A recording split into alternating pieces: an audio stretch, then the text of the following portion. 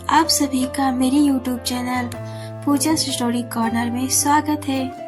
पिछले एपिसोड में आपने देखा कि अहाना रुत को बचा लेती है और उसमें माखन लाल भी उसकी हेल्प करता है। अहाना की माँ कुणाल के साथ ही होती है। कहानी में आगे बढ़ने से पहले एक जरूरी सूचना, अगर आपको मेरी नॉवेल अच्छी लग रही हो, पसंद आ रही हो, अगर आप पहली बार मेरे वीडियो पर आए हैं तो मेरे इस चैनल पूजा स्टोरी कॉर्नर को जरूर सब्सक्राइब करें, मुझे सपोर्ट करें, लाइक कमेंट शेयर भी करें। इससे मुझे मोटिवेशन मिलती है और भी कहानी और नॉवेल्स लिखने के लिए। अगर आज ये नॉवेल आप देख रहे हो तो आपको हो सकता है समझ न आए।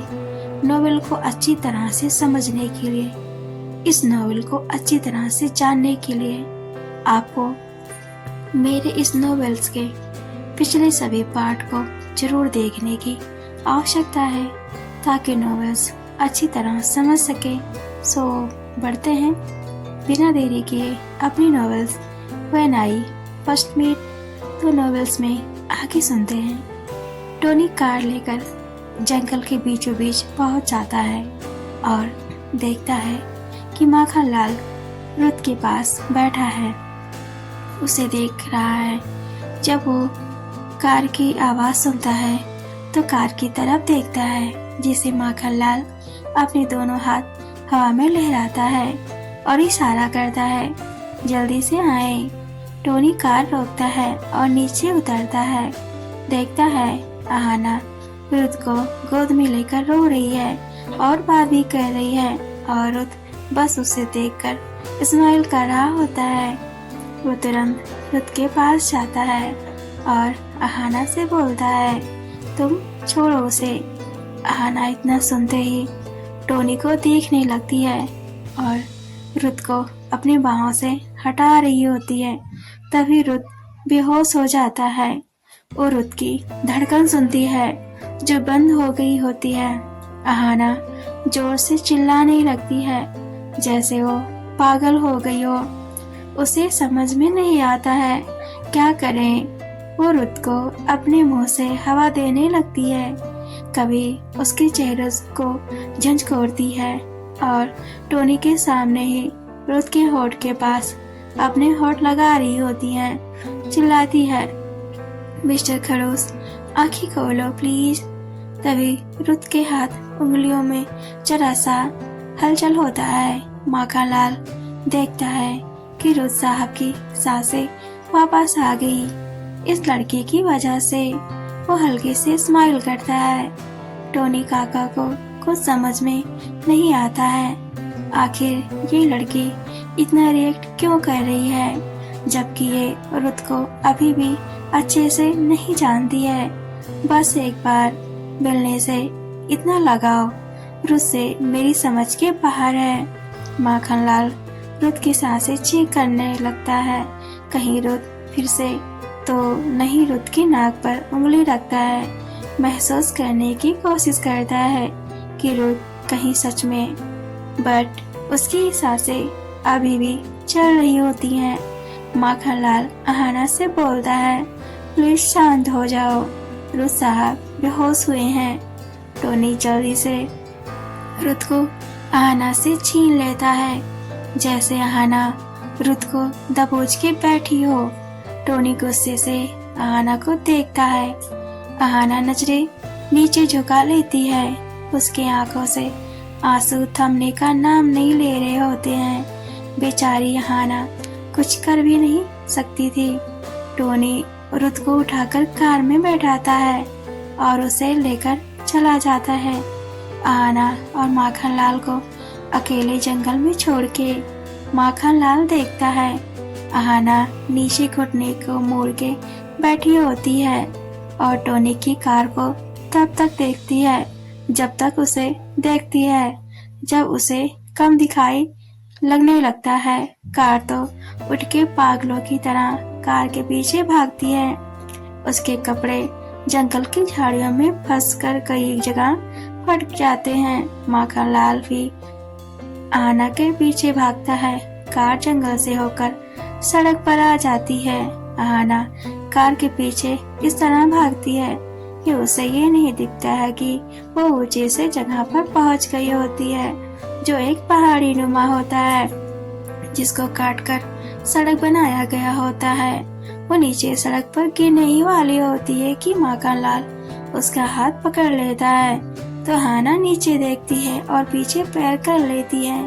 माखनलाल से बोलती है, अंकल मुझे उनके पास जाना है, प्लीज मुझे ले चलें। आप जानते हैं ना, उन्हें प्लीज ले चलिए, मैं आपका एहसान पूरी जिंदगी नहीं भूलूंगी। माखनलाल बोलता है, बेटा वो मेरे रुस्त साहब हैं, मैं उनके बिला का 20 साल से देखभाल कर रहा हूँ। अहाना बोलती है, जल्दी चलें। माखनलाल अपनी स्कूटी से अहाना को लेकर बिला की ओर निकलता है। उधर टोनी अपने फैमिली डॉक्टर को सब बात बता देता है, जिससे डॉक्टर एक नर्स को लेकर रुथ के बिला के लिए निकलता है। टोनी सोचता है, आखिर इस लड़की ने अपना रंग दिखा दिया, इसकी वजह से आज रुथ को मैं खोने से बचा। इस लड़की से रुथ को जितना दूर कर रहा हूँ उतना ये रुथ की तरफ आ जाती है। पता नहीं रिया सेन कहाँ है, बस रुथ जल्दी से ठीक हो, फिर अहाना रुथ को देख भी नहीं पाएगी। टोनी बिला पहुंच जाता है और डॉक्टर भी पहुंच जाता है। वो दोनों रुथ को रुथ के रूम में ले जाते हैं। टोनी काका रुथ के कपड़े उतार देता है और दूसरे कपड़े पहना देता है, उसके शरीर से खून को साफ करता है। डॉक्टर नर्स दोनों रुथ के पास ही रहते हैं और टोनी काका बाहर चले आते हैं। डॉक्टर रुथ के पैर और हाथ पर लगी गोलियों को निकालता है। एक गोली उसकी पीठ पर भी लगी होती है। रुथ को एक करवट लिटाकर डॉक्टर बाहर आ जाता है और टोनी से बोलता है, मैंने गोलियां निकाल दिया है और ऑक्सीजन भी लगा दिया है, दवा भी रख दी है, नर्स उसकी देखभाल करेगी। रुथ के लिए स्पेशली इस नर्स को लाया हूँ।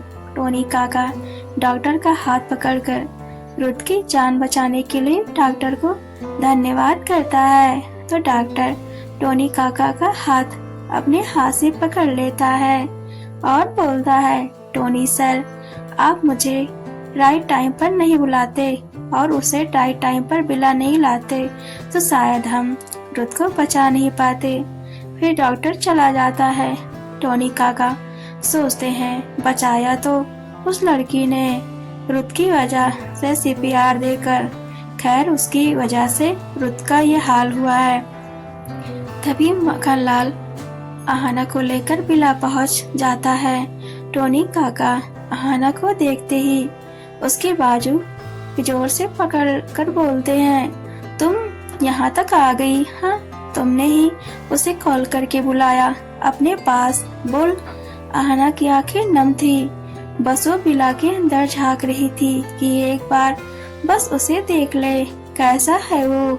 टोनी बोलता है, ये लड़की वहाँ कहाँ देख रही है, मुझे देख और मेरी बात कान खोलकर सुन ले। रुथ से जितना दूर हो सके दूर रहे, तुझे पता भी है कि रुथ क्या है और कौन है। अहाना टोनी को देखने लगती है। टोनी बोलता है, रुथ एक गैंगस्टर है, उसके करीब जाने की सोचना भी मत, वो आग है, जल जाएगी। जितना हो सके उससे दूरी बना के रख, यही तेरे लिए और तेरे परिवार के लिए सही होगा। फिर उसे धक्का देता है। अहाना जमीन पर गिर जाती है। आपको मेरी नॉवेल कैसी लगी मुझे कमेंट में जरूर बताएं। आगे नॉवेल में हम देखेंगे कि क्या अहाना को रुथ से टोनी मिलने देगा कि नहीं। जब रुथ को होश आएगा तो वो क्या करेगा, क्या रुथ बड़े भाई से बदला ले पाएगा, तो देखते हैं नेक्स्ट एपिसोड में। तो बने रहें पूजा's स्टोरी कॉर्नर में। Thanks for watching, keep supporting.